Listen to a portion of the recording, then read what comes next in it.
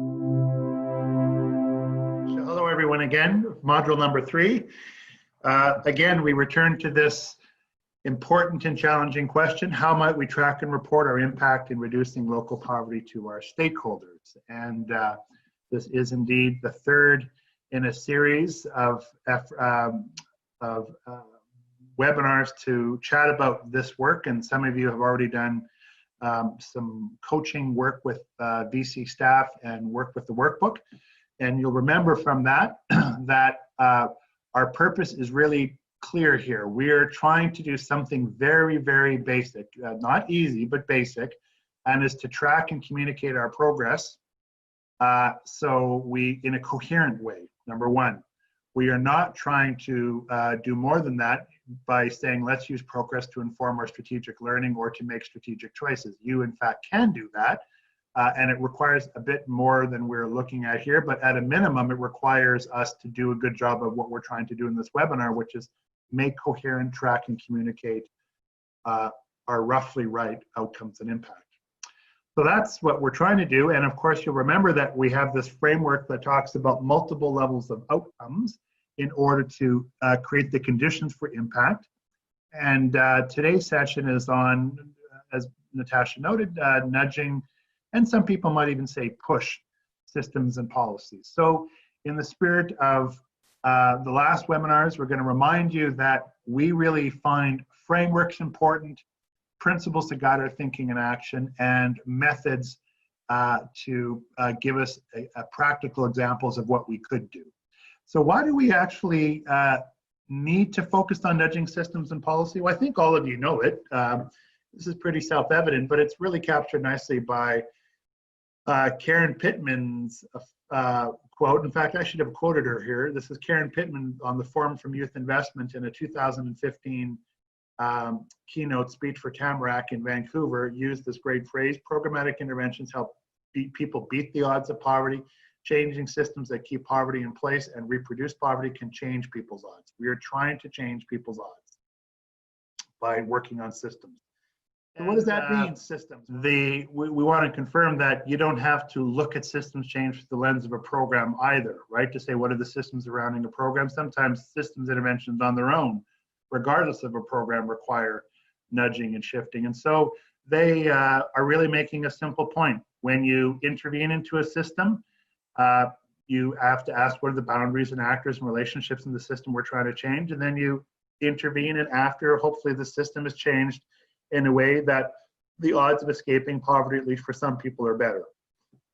So I'm going to elaborate on that just a little bit, and by confirming that when people do this mapping of systems, and you may or may not want to, you may find it's too difficult and just want to focus in on some obvious parts of the system, usually a policy. You can do that, but if you have the energy, it's good sometimes to take a wide angle lens and start trying to map the system you're trying to change in order to see things that are beyond immediate intuition. And so here's a real quick example. This is of a youth development program for youth employment programs, and someone put together on the left-hand side something called the spaghetti diagram, and many of you have seen this, and this talks about all the interrelationships and connections of a system at the boundary of the system for youth employment for the market. Then another group said, well, we've seen that spaghetti diagram and we want to actually tighten it up, and they formalized it in the form of this diagram. This is from the Annie E. Casey Foundation that says, there's a whole bunch of supply side factors and demand side factors. Employer behavior shapes supply, and supplier behavior shapes employer behavior, at least as far as hiring at-risk youth goes. This is both for at-risk youth. But the things that drive the behavior of the system are relationships, resources, power and authority, information signals, policies, and operational competencies. And if you ever have a chance to look at the labor market systems reform framework from the Annie E. Casey Foundation, it's got a series of resources that help people think systemically about the challenge of youth underemployment. But they said the key thing are, here are the 7 drivers of behavior change. And you'll notice, everyone, that policies is just one driver of how a system behaves. There's other things that happen as well. So again, if you have time, there's lots of resources out there around mapping systems and zooming out where you're trying to find the specific things that if you want to look for leverage might have a disproportionate impact on system behavior. Now, I'm going to choose one of them here that's another version of the same thing, different framework, same idea, that was produced recently from John Kanye and Mark Kramer and Peter Senge. And Peter Senge, of course, is the person who did the fifth discipline, and one of those disciplines is systemic thinking. And John Kanye and Mark Kramer from Foundation Strategy Group are really good at taking complex ideas and making them simple. And together they did some work to simplify some work by Donella Meadows, who was the original system thinker. And if you ever want to view her stuff, just Google it, Donella Meadows. And she had 10 or 12 leverage points for systems change in sort of a hierarchy. And they've simplified it into these 6. And they're kind of interesting. Number 1, they're saying you could work at structural change on the most obvious drivers of system: policies, practices, and resource flows.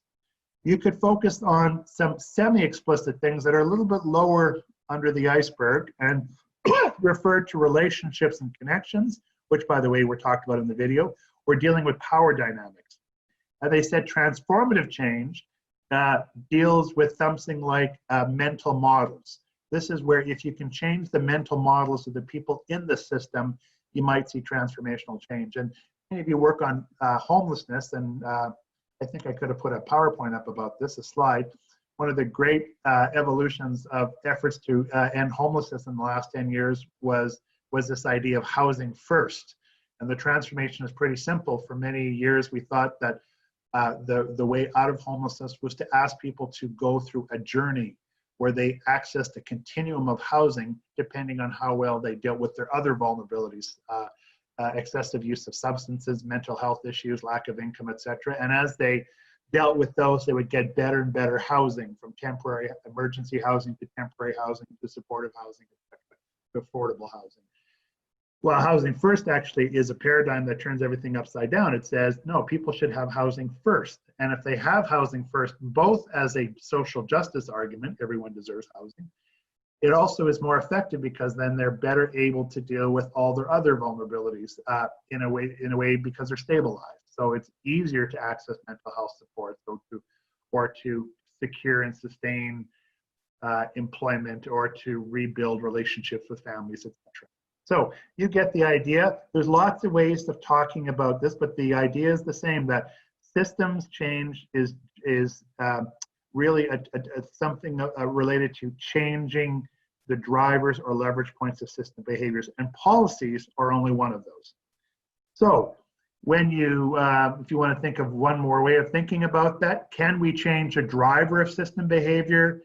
Does that mean actors change their behaviors in the system? And are enough actors changing so the overall behavior of the systems change? So if we create a housing first policy, do people change their behavior? Do system providers and housing advocates and people who own homes, do they change their behavior? And do enough of them change behavior so that you can say we live in a housing first city? I think you get the idea. So let's just return to the parrot story from our very first session, that when they did really good work in the area of shifting awareness and identity of the parrot in St. Lucia, this created conditions for at least 2 big policy pushes. One was policy push number 1, to create a policy framework that created preservation habitat and punished people who were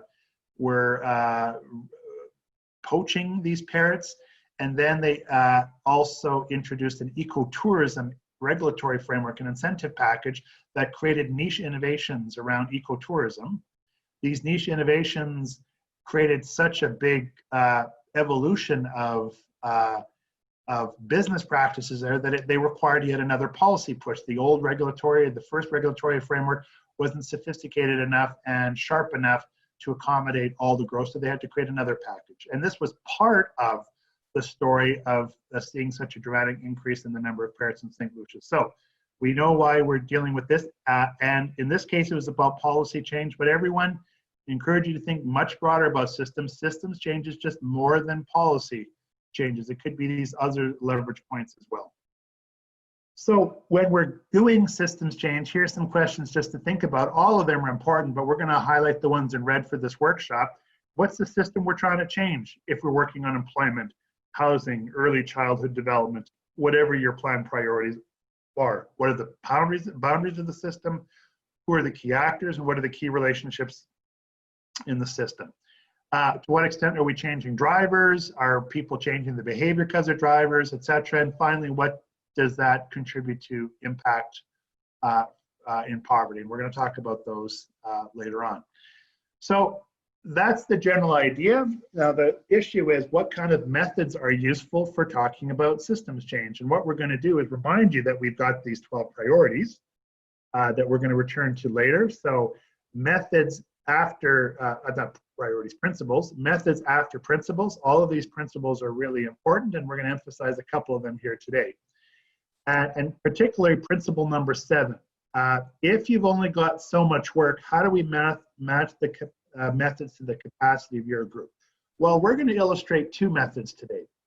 A level 1 method, and it's only a level 1 method because we called it a level 1 method, but the idea is that here's a method that is relatively straightforward enough that even a group that doesn't have a lot of people power behind it, part-time staff or someone who's doing everything, could probably use it, and it's called the outcome diary. And a level 2 method, which points to likely outcomes and impact, which includes outcome harvesting. And there's more of these methods. There's most significant instance of policy and system improvement as well that we'll touch on ever so lightly. So we're going to focus on these 2 methods and take a slightly different angle on what a method could be than we did in the first webinar on awareness and education change. So here are the 2 resources. They are both in your workbook, and they both have documentation behind it. Well, the level 1 method, outcome diary. And the outcome diary actually is a method that was developed in the context of the first iteration of Vibrant Communities from 2001 to 2011. And the person who created it, we supported her a tiny bit, but she really did all the heavy lifting, was Liz Weaver, who is still at Tamarack, co-CEO. And what Liz would do, Liz was very, very disciplined. She was the chief staff person for the Hamilton Roundtable to Reduce Poverty. And over time, she developed this habit of every week sitting down on a Friday and writing down on a spreadsheet or a Word, I can't remember, who was the name of the partner she worked with, what was the activity, what was the outcome, and what was the involvement of the Hamilton Roundtable to Reduce Poverty. So she simply did this, and she did it at 3 levels. Anything that happened on level of impact in households, dealing differently with community capacity, and for the purposes of our work today, policy and systems. So it's simply a diary. You sit down every week before you go and saying, I got 15 minutes, let me write up quickly some significant milestones this week. So I'm going to give you an example of what that could have looked like in the case of another case study, not from Hamilton, but one in St. John. And we have the benefit of looking at some of your work from past years. So staff found a real good series of reports in St. John from Living St. John, I think 2017 and 18 and 19. And we looked at this, and I just literally opened up the document and found a page that focused on their pillar of employment and a page that specifically talked about their focus on childcare. And so I looked at some of their outcomes and I said, well, how would you actually map this if you were simply using an outcome diary? And so what happened is they actually had 3 things that they mentioned in the report that I thought would be easily put in a diary. Number 1, they talk about their ongoing efforts with the St. John Women's Empowerment Network, a family resource center, and a First Step program to collect and share information through research, focus group, government surveys, and one-on-one interviews to identify barriers that people, specifically low-income women, are experiencing regarding childcare. So what's the outcome there? Well, they know that they've got this increasing level of trust with the province of New Brunswick, particularly the department that takes care of childcare. And we know that the feedback loop, the practice change is, remember that diagram that talked about practice change, was constant feedback on what was and was not working in the area of childcare for people. So that's a system intervention. There is no specific date, it's ongoing. And they don't have a direct line of insight, but it actually created conditions for the next 2 outcomes that we're about to talk about. And what was the contribution of the roundtable? Remember contribution analysis? They convened, support, and broadcast groups, activities, and findings all the time. We didn't talk about whether it was low, medium, or high, like we might have in the case study of awareness building in Calgary's payday lending in the last module, but one could easily add that if you wanted. Take a look, however, everyone, at the next two outcomes. The partner is the person who actually made the change. In both cases was the province of New Brunswick, however facilitated by or contributed by both these partners up here, St. John Women's Empowerment Network, etc., and the Living St. John Roundtable. So, activities, the province reviews how legislation can reduce, shouldn't be predatory lending, that's from another one. The systems change outcome, after providing this feedback up above, collecting and sharing information, is parents who participate in a designed early learning and care center are eligible to receive subsidized to free childcare on a sliding scale. This happened in October 2018, I'm roughly guessing that. It doesn't say it in that document, but it does say that the impact on poverty was 348 families receiving free childcare. There's an impact on poverty, an intervention level impact. The roundtable provided ongoing research and on the need and feedback on the pilot project. The province also appeared to do something else, which was to adjust babysitting rates in the centers from $28.50 to $39 a day, which dramatically increases access and affordability to parents in 45 centers across the province. And again, the roundtable contributed those two things. Now, you'll notice here that anyone who's paying attention to these things know these things are unfolding and could easily track them. Maybe not every Friday like a disciplined Liz Weaver does, but certainly on a consistent basis. And that is in a coherent way, adding to your own version of a narrative story, different milestones for policy change and our contribution to it. Let's take on something a bit more sophisticated, and that's that payday lending reform example in Calgary, in Alberta, that we saw in our last session, where they also had an unfolding narrative story where they did a lot of work on shifting awareness. They had a whole slew of policy hits, and they also had some niche innovations in a way that led to some real concrete impacts on poverty. So I'm using the same process of the outcome diary and came up with another version of this. And I think this is a bit more accurate because I have a bit more data on that. So this is hypothetical, but less hypothetical, if you will. And you'll see that different partners do different things. The City of Calgary, Stream 1 actually has an outcome where they reviews how bylaws can reduce the impact of predatory lending. They actually changed the land use bylaw to make that happen. They did it in November of 15. Not long after June, 7 months later, they also review how business bylaws business licensing bylaws can change things. 7 months later, they also passed that. And what happens is it doesn't happen immediately in International Avenue, but it reduces the concentration over time of payday lending institutions in a particular neighborhood, which will over time reduce the impact of predatory lending.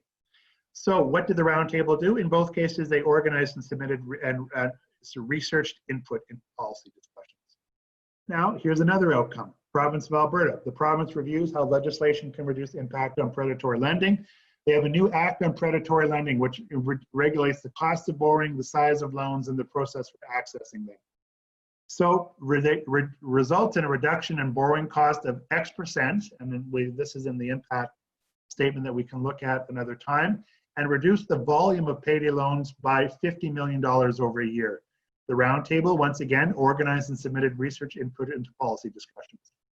The last systems change, and I like this one because this is not a policy change, this is a change in practice. If you remember that triangle, upside down triangle, it's policies, and the next thing is practices. They worked with the local credit unions they participated in research, and 4 financial institutions are providing and tested someday of payday lending.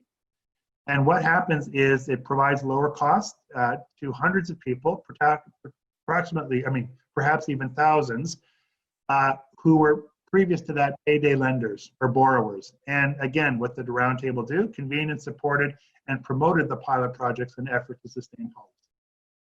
Folks, this is simply being rigorous in monitoring big changes, and it at least provides coherency to change effort over time, and illustrates that there's a bunch of policy nudges and system nudges here. So that's outcome diaries. And again, I put them together fairly quickly, but I think when you look at the resource, you could do them a version of your own fairly quickly as well. And it might encourage some of you to go the next step and say, I like outcome diaries, but I really want to try this thing called outcome harvesting. And outcome harvesting is a little bit different. It's a way of harvesting what has changed, outcomes, and then working backwards to determine the extent to which we contributed to these changes. So the main components, again, are working backwards, asking some simple questions, and visually mapping the results. I'm going to show you that now, but this is a really good technique when what you're trying to do requires systems change, which again, poverty does. We have a lot of stakeholders who are involved, which of course most of your efforts do. Activities and plans emerge rather than planned up front, which I would say at least half the time is true for most of us. And results may be small and or accumulate over time. There's no big bang. It's like a snowflake, the last snowflake on a branch before it breaks. It's the accumulation of little things that leads to these big outcomes. And by the way, it's used by the World Bank, USAID, and the Ford Foundation. And here's the language that it's important to think about when you're using this. So when you use outcome harvesting, outcomes are the behavioral changes by system actors. They do something different. They maybe change a policy. They start pilots. So we've talked about those. A system actor does something. Number two, it actually has a line of sight to some kind of impact, in our case, poverty reduction. And we can use a variety of qualitative and quantitative stuff to show that. It also asks us to state the significance of the outcomes in the larger effort. And we talked about that principle of assessing value. Why is something valuable? This tries to integrate that into the methodology. And it's usually the opinion of the key stakeholders. And finally, it says, it bakes right into the DNA of the methods, how do we know, to what extent did we contribute to that outcome, did our intervention do it? So these four key features. I'm going to show you an example of that using a crazy different story, and this is housing renewal in Toronto, Ontario. For those of you who didn't know where Toronto was. And Toronto, Ontario actually has a couple thousand towers that were built, or at least 1,000 between 1950 and 1970, that were really good during the boom in the city at that point in time, but now they're kind of looking dated, and they got three big problems with them. They're isolated from public transit, number one. They're not that multifunctional. You don't have stores and rec centers and stuff close by, so they're isolated that way too. And number three, they're energy bird cages. They leak energy like crazy. So from a GHG emissions point of view and energy utility savings, they're terrible. So this process is designed to encourage tower renewals, to provide research and support and policy incentives and new funds to get people to renew these towers. And so there's a big strategy behind this. It's its own parrot story, everybody. Now, one of the little outcomes, and this is just one that emerged, is captured in this vignette. And the vignette is the Toronto City Housing Corporation and the Toronto Atmospheric Fund launch a joint project worth $4.2 million, it's a pilot, to retrofit 7 towers with a variety of energy efficiency measures. This actually got impacts, that outcome. That's a behavior change, the pilot, and there's some numbers there. The impact is it was very learning rich and resulted in 20% reduction in utility savings and or a 20% increase in utility savings and approximately 30% in reduced GHG emissions. Now, why is that significant? We're judging this now, everyone. Principle number 8, I think, assessing value. With 2,200 multi-residential units, the Toronto City Housing Corporation is the biggest owner of residential apartments in the Toronto region. It's possible that up to 50% of its stock requires renewals. So if we can get this group getting religion about this issue, imagine the ripple effects. Now, the contribution is, when asked about the power or the contribution of the Tower Renewal Partnership, it seems to have increased the probabilities of the pilot and shaped the design of the pilot. And this is a hypothetical statement, everybody. I did read some of this somewhere, but it could look and feel something like this. The CEO of the commission reported the Tower Renewal Partnership was a significant reason for the pilot. His team and board were inspired by the Power Renewal call to action and guided by much of the partnership's research findings and recommendations. So that's a little vignette. This is a powerful little story, isn't it? Well, what's interesting is this is also just a little part of a bigger story. So outcome harvesting says these things happen all over the place. So I'm going to show you an example from the world. This is a World Bank program designed to improve systems of waste management in Southeast Europe. I think it was in Bulgaria. And what they do is they visually track these outcomes over time. So imagine, you can see outcome number 10 there. It's a little green dotted line bubble. Imagine that was a tower renewal vignette, the one that we just looked at around the Toronto City Housing Corporation. What they say is this stuff accumulates over time. So you're getting together every month and writing these down, and every one of these bubbles has a little vignette attached to that. But when you zoom out and look at it over time, you get different kinds of outcomes, and you can even color code them. Policy changes, leadership changes, management practice changes. Each of these are slightly different systems changes, and it confirms it happens over time. There's an accumulation of little things. They all have their own significance, and they all have our own contribution to making these bubbles happen. Here's another little outcome harvesting, improving administration in a regional school system in a country. You can see again that there's multiple bubbles. One bubble leads to the next bubble, and there's different kinds of outcomes. And again, each one of these vignettes could be a full page description, like the Toronto City Housing Corporation. So I admit I love this technique, and I love the simplicity of it, because what it says is, here's how you do it, the steps. Number one, you design the harvest. You'd say, well, here's the thing we want to track over time. We want to track in St. John, our policy work around early childhood and development. And what we do is at one point, what we do is we take our tracking, we review our own documentation, and we create and draft these outcome statements. So just like I showed you here with the Toronto City thing, one actually writes that up saying, I'm going to write it in a little vignette like this. So that's step number 2. Step number 3 is we go and engage the social innovators who are around here. We go talk to the Women's Empowerment Network and the different programs and the policymakers, and we say, here's what we think happened. And guess what? They say, well, you got it roughly right, but you probably should adjust this. So we keep adjusting the outcome statements, those little vignettes that we created, so everyone is on board and we're testing its accuracy. Number 4, there might be some outcome statements that are so important to tell the world, but we don't want to, we want to make sure that we're not drinking our own Kool-Aid. And we go for third-party substantiation or validation. We ask other people who observe the outcomes, but we're not part of our collection or a network, to also validate that. So you might talk to different policymakers or other people in the public. Then you pull all these outcomes together, and then you report them in that visual format that I just showed you here. Now, whether or not you want to do that in a report, I don't know, but let's take one more look at that. Here's outcome harvesting applied to the payday lending example, which you'll remember earlier, we simply did it with an outcome diary with 4 little outcomes.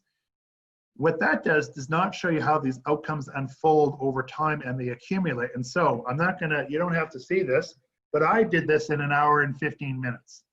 And I wasn't even in there. And I can tell you the change story from 2006 to 2018, where different color bubbles represent different kinds of systemic shifts. Blue is municipal policy, purple is private sector changes, or fuchsia, I should say, national policy, etc. And there's stuff in black refers to impact. Look at number 25, Edmonton Journal report that the number of payday lending stores in the province dropped from 230 to 165. This is really how change happens. Now, whether you communicate this in this way or not, but at least we know we're tracking more rigorously the kinds of outcomes that emerge. So if you're interested in that, there's a great book called Outcome Harvesting. It will be in the workbook, a link to it. Betterevaluation.org has a good spread on it. And it's got a similar cousin, if you will, called Significant Instance of Policy and Systems Improvement that uses the same general ideas in a more participatory way. Folks, That's level 2. If you really wanted to geek out, and we're not going to in this webinar, there's a level 3, which you start using mixed methods and focus groups and case studies, and there's a whole bunch of techniques you can use, but we're not going to go to level 3 today. Because every level 3 evaluation of policy and systems change is quite unique, and I think you have a general idea of what we're getting at by the level 1 and level 2 methods. So let's zoom out again. We know that we're assessing policy and systems change. That's a critical area of outcomes because this helps address the systems that keep poverty in place and continue to reproduce them. We really took to heart the fact that there's different levels of capacity to do this, and we introduced 2 simple methods, and there's many, many more in your workbook, but the ones we looked at today were level 1. We're arguing everyone should at least be able to do an outcome diary for tracking. And level 2 is you might want to use outcome harvesting or most significance of policy and systems change to further do tracking, knowing that you will still have to make choices about what to communicate. You may not have liked those diagrams or your tables, but at least they provide you data that you can, that offers you something to communicate. As you do that, you're still going to have to pay attention to these principles as a checklist, so always keep them in mind, and we're not going to go over them today, but all of them are important. And this leads us back to, so what now? What does that mean? In your case, over to you, Natasha.